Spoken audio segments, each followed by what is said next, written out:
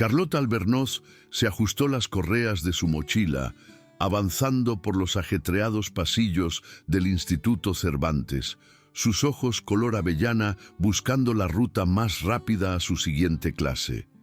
Con 17 años, poseía una cualidad sutil que le permitía desaparecer fácilmente entre la multitud. Su complexión delgada, apenas alcanzando el 1,60 m de altura, le daba una apariencia delicada a quienes no la conocían. Su cabello castaño rojizo ondulado caía suelto alrededor de su rostro, actuando con frecuencia como una barrera contra la atención no deseada. Hija de padres inmigrantes irlandeses, Carlota había aprendido desde temprana edad que mantener un perfil bajo era a menudo la apuesta más segura en un instituto donde destacar podía convertirte en un objetivo. Lo que sus compañeros no sabían era que Carlota había estado practicando karate desde los 7 años. Su madre, una antigua competidora nacional en Irlanda, había insistido en que aprendiera a protegerse, pero también le había inculcado algo igual de vital. La moderación significaba entender cuándo no involucrarse. El verdadero poder, solía decir, reside en la capacidad de aplastar a tus adversarios, pero eligiendo un camino más iluminado. Estas palabras resonaban en su mente a diario mientras navegaba por el laberinto social del instituto. El calvario había comenzado 4 semanas antes, cuando Carlota rozó inadvertidamente a Borja Serrano en el comedor. Borja, el autoproclamado rey de la escala social del Instituto Cervantes, medía 1,85 m con el físico de un jugador de rugby, lo que hacía que los profesores hicieran la vista gorda cuando se ponía demasiado revoltoso en clase. Su cabello castaño oscuro siempre estaba perfectamente peinado, y su ropa de marca proclamaba la riqueza de su familia a cualquiera que le importara notarlo. Lo que hacía a Borja especialmente peligroso no era simplemente su estatura física, sino su capacidad para reunir a otros a su causa.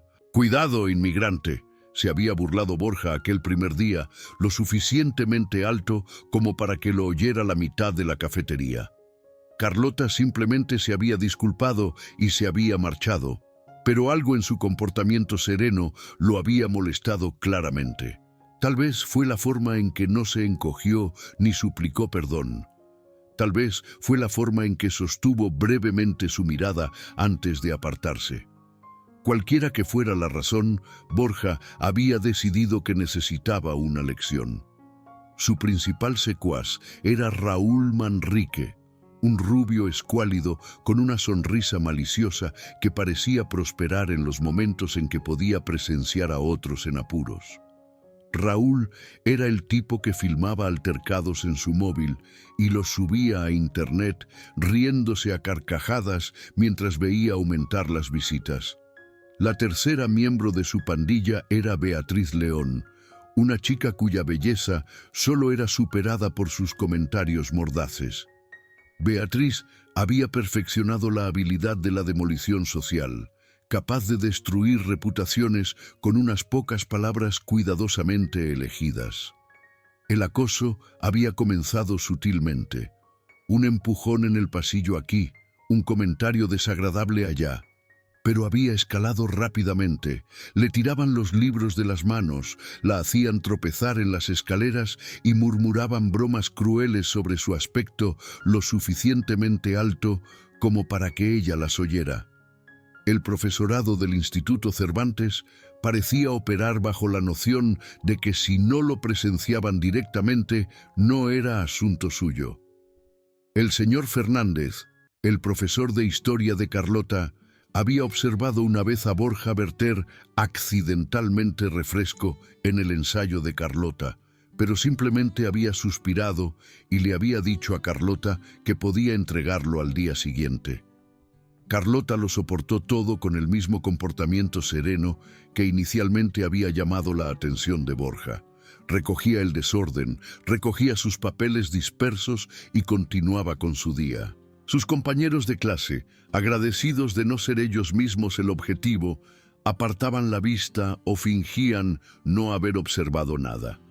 En el intrincado ecosistema de la dinámica social del instituto, Carlota se había convertido en la víctima elegida, aquella cuyo sufrimiento permitía a otros sentirse seguros. El punto de quiebre llegó un miércoles por la mañana a finales de noviembre. Carlota había ahorrado dinero de su trabajo de fin de semana en la panadería de su tía para comprar un jersey nuevo que había estado admirando durante semanas.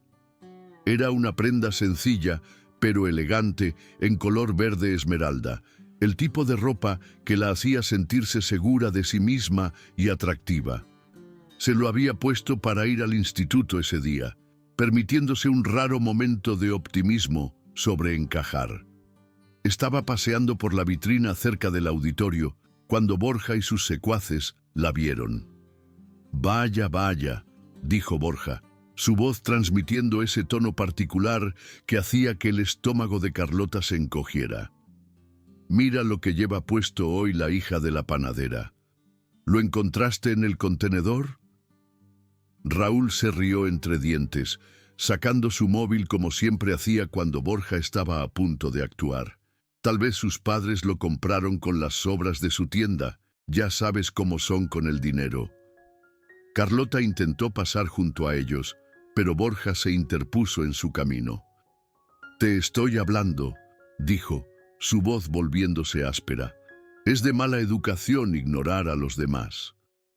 «Solo estoy intentando llegar a clase», dijo Carlota suavemente, sus manos moviéndose instintivamente para proteger su nuevo jersey.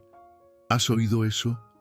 «Component placement», intervino Beatriz, su voz goteando falsa dulzura. «Cree que es demasiado importante para hablarnos ahora. Tal vez esa nueva camisa le está dando ideas». Lo que ocurrió a continuación pareció desarrollarse a cámara lenta. Borja extendió la mano y agarró la tela del jersey de Carlota, sus dedos retorciéndose en el delicado material. «Vamos a examinar lo bueno que es esto realmente», dijo, y luego tiró. El sonido de la tela rasgándose resonó por el pasillo mientras el hermoso jersey nuevo de Carlota se rasgaba por la parte delantera, dejándola luchando por cubrirse con su chaqueta. El pequeño grupo de estudiantes que se había reunido para observar estalló en carcajadas. El móvil de Raúl capturó cada momento de su vergüenza mientras estaba allí de pie, su rostro ardiendo de vergüenza e ira. Pero fue lo que Borja dijo a continuación lo que realmente destrozó algo dentro de ella. «Tal vez cíñete a la ropa de tu propio país la próxima vez», dijo, su voz lo suficientemente alta para que todos la oyeran. «Esta mierda española es demasiado buena para ti de todos modos». Carlota se inclinó para recoger su jersey roto, sus manos temblando de rabia. Mientras se levantaba, se dio cuenta de que Miguel Ocaña estaba observando desde el otro lado del pasillo. Miguel estaba en su clase de cálculo avanzado, un chico tranquilo de ojos amables que siempre había sido amable con ella. Era una de las pocas personas en el Instituto Cervantes que la trataba como a un ser humano en lugar de como a una molestia. Había estado secretamente enamorada de él durante meses, y ahora él había presenciado su mayor humillación. La mirada de simpatía e ira en los ojos de Miguel fue de alguna manera peor que todas las risas juntas. Comenzó a moverse hacia ella, claramente queriendo ayudar, pero la pandilla de Borja ya se estaba dispersando. Su entretenimiento había terminado. Carlota agarró su chaqueta con más fuerza y corrió hacia el baño más cercano. La voz preocupada de Miguel, llamando su nombre, resonando tras ella. Esa tarde, Carlota estaba sentada en su coche en el aparcamiento del instituto, mirando su jersey destrozado. Las palabras de su madre volvieron a ella. «El verdadero poder reside en la capacidad de aplastar a tus adversarios, pero eligiendo un camino más iluminado».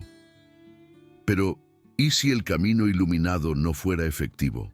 ¿Y si la compostura silenciosa fuera solo otro término para la cobardía? Condujo a casa y fue directamente al sótano, donde le esperaba el viejo equipo de entrenamiento de su madre. El saco de boxeo colgaba en la esquina, desgastado por años de uso. Carlota se cambió a su ropa de entrenamiento y comenzó a trabajar, sus puños y pies encontrando su ritmo contra la lona. Cada golpe era el rostro engreído de Borja, cada patada era la risa cruel de Raúl. Durante los días siguientes, la rutina de Carlota cambió.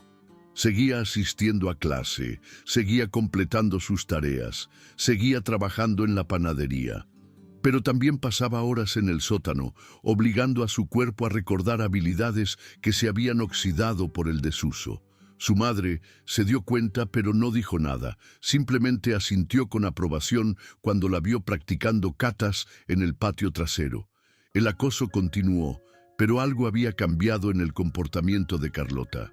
Seguía sin tomar represalias, pero había una nueva cualidad en su silencio. Donde antes parecía derrotada, ahora parecía estar esperando. Borja y su pandilla notaron el cambio, pero lo interpretaron erróneamente como miedo. Intensificaron sus tácticas, envalentonados por lo que veían como su completa sumisión. Miguel Ocaña también había notado el cambio. Había comenzado a caminar por las mismas rutas que Carlota entre clases, no siguiéndola obviamente, pero asegurándose de estar cerca. Cuando la pandilla de Borja la atacaba, Miguel aparecía. Su sola presencia a veces era suficiente para hacerlos reconsiderar. Nunca decía mucho, pero su apoyo constante le daba fuerza a Carlota durante los momentos más difíciles.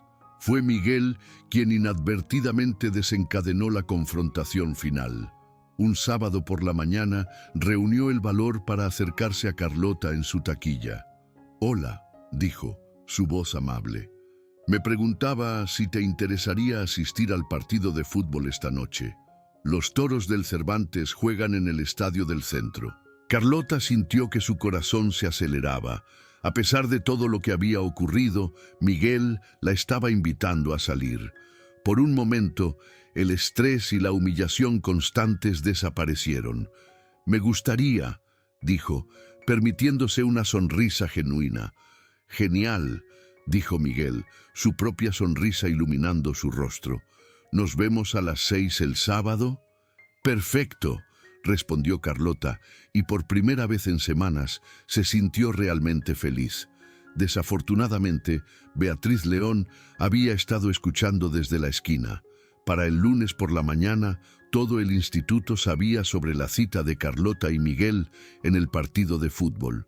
Pero Beatriz había distorsionado la historia, difundiendo rumores de que Carlota había perseguido a Miguel, que estaba desesperada por cualquier atención masculina que pudiera obtener. Borja vio una oportunidad. Si podía humillar a Carlota delante de Miguel, podía matar 2 pájaros de un tiro.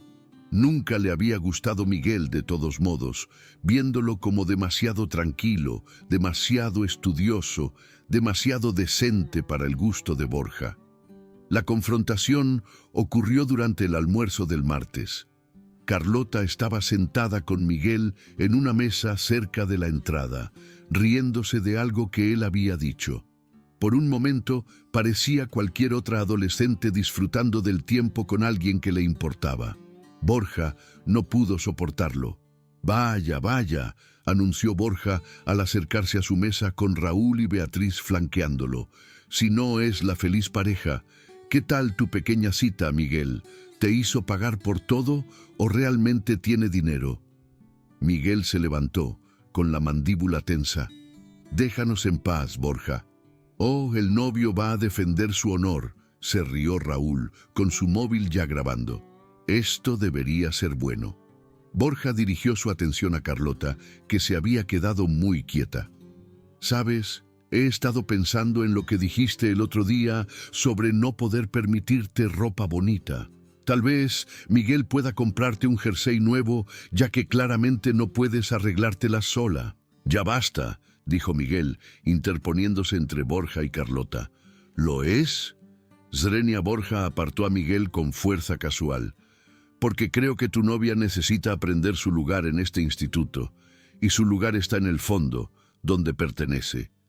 Antes de que Carlota pudiera reaccionar, Borja agarró su bandeja de comida y la vació sobre su cabeza.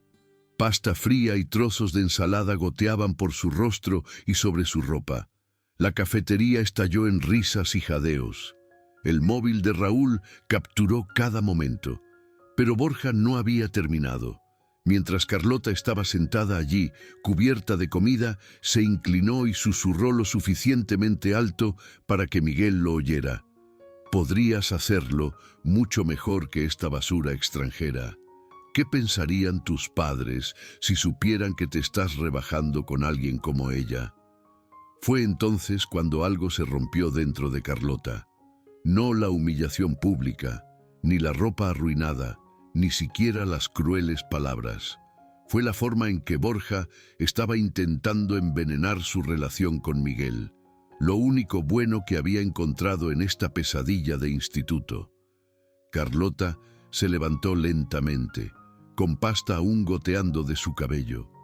Sus movimientos eran controlados, deliberados. La risa en la cafetería comenzó a disminuir a medida que los estudiantes sentían algo diferente en su postura. ¿Sabes qué, Borja?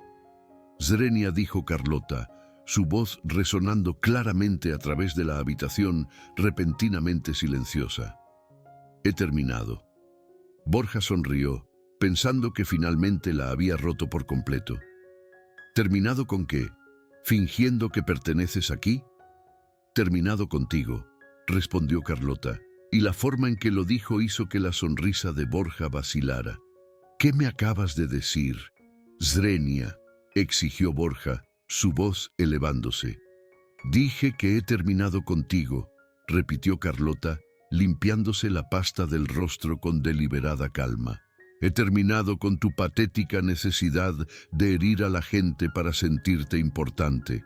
He terminado con tus comentarios racistas. Y he terminado de fingir que eres algo más que un chico triste e inseguro que alcanzó su punto máximo en el instituto. La cafetería estaba en completo silencio ahora. El rostro de Borja se había puesto rojo, sus manos apretadas en puños. ¿Crees que puedes hablarme así? ¿Crees que eres dura ahora? No creo que sea dura, dijo Carlota, su voz firme. Sé que lo soy. Borja se abalanzó hacia adelante, su puño apuntando al rostro de Carlota. Lo que ocurrió a continuación se comentaría en el Instituto Cervantes durante años. Carlota se movió como agua, fluyendo alrededor del torpe puñetazo de Borja con la gracia de alguien que había pasado años perfeccionando su oficio. Su mano izquierda atrapó su muñeca, redirigiendo su impulso, mientras que su codo derecho se elevó hacia su esternón. El impacto le sacó el aire de los pulmones, dejándolo jadeando y doblado. Pero Carlota no había terminado.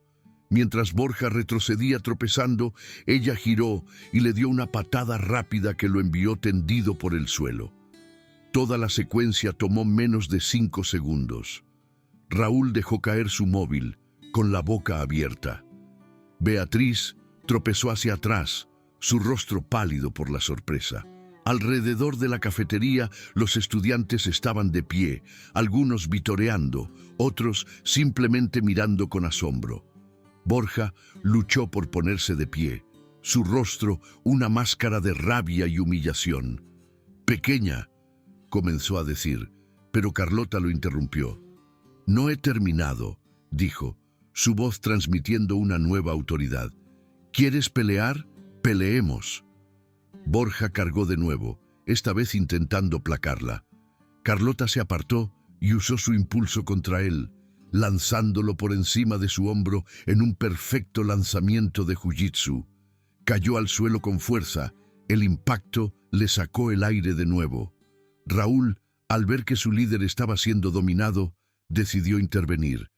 Se abalanzó sobre Carlota por detrás, pero ella había sido entrenada para luchar contra múltiples oponentes. Giró, Atrapó su brazo y lo torció detrás de su espalda mientras barría sus piernas.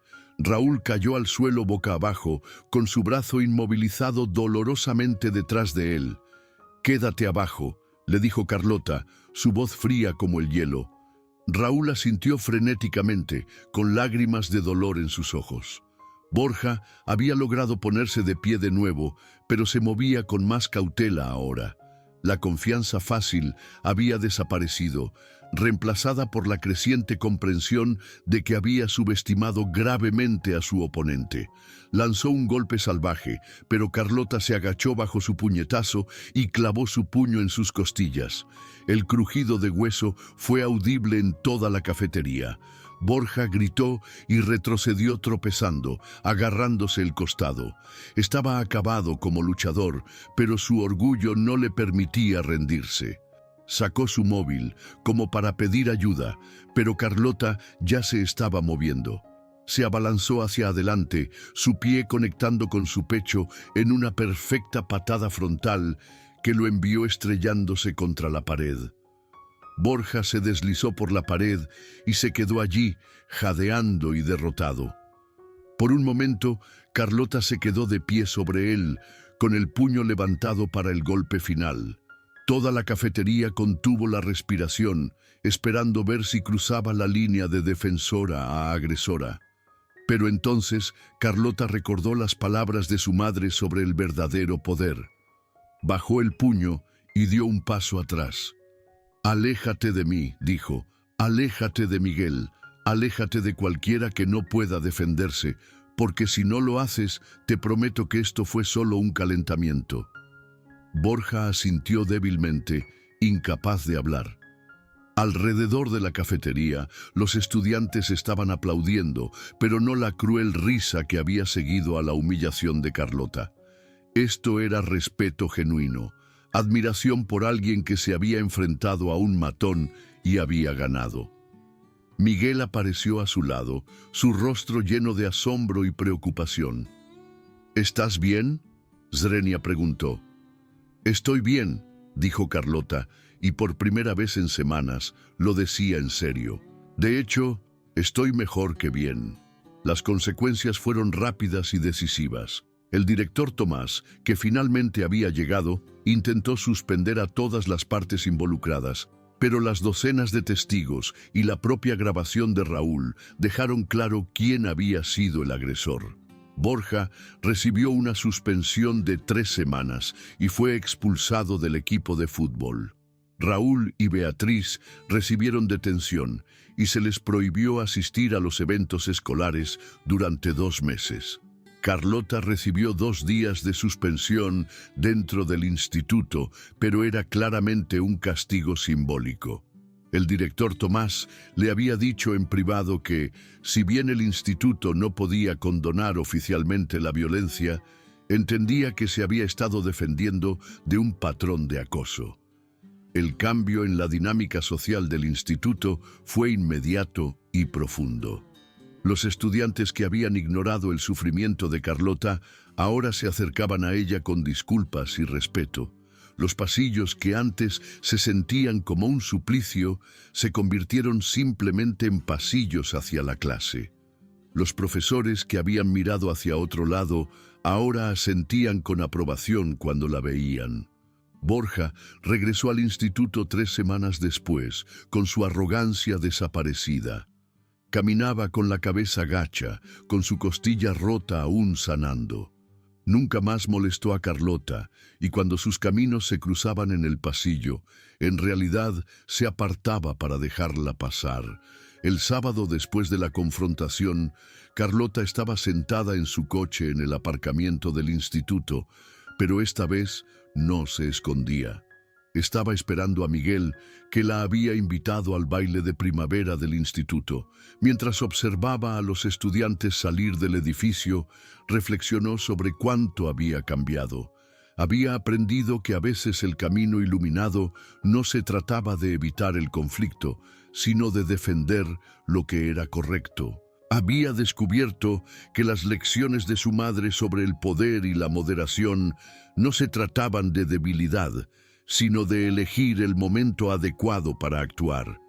Lo más importante, había aprendido que el respeto no era algo que pudiera exigirse o tomarse, sino algo que tenía que ganarse. Miguel apareció en su ventana, su sonrisa brillante y genuina. ¿Lista para ir?, Zrenia preguntó. «Lista», respondió Carlota, y mientras se alejaban del Instituto Cervantes, se sintió realmente libre por primera vez en meses. Había encontrado su fuerza no en la violencia, sino en el coraje de defenderse a sí misma y a los demás. La chica tranquila que una vez había sido un objetivo fácil, se había convertido en alguien que nunca volvería a ser una víctima. La historia de Carlota Albornoz y su rápida patada se convertiría en leyenda en el Instituto Cervantes, pero lo más importante, serviría como un recordatorio de que el verdadero poder no proviene de la capacidad de dañar a otros, sino del coraje de protegerte a ti mismo y a aquellos que te importan cuando todas las demás opciones se han agotado.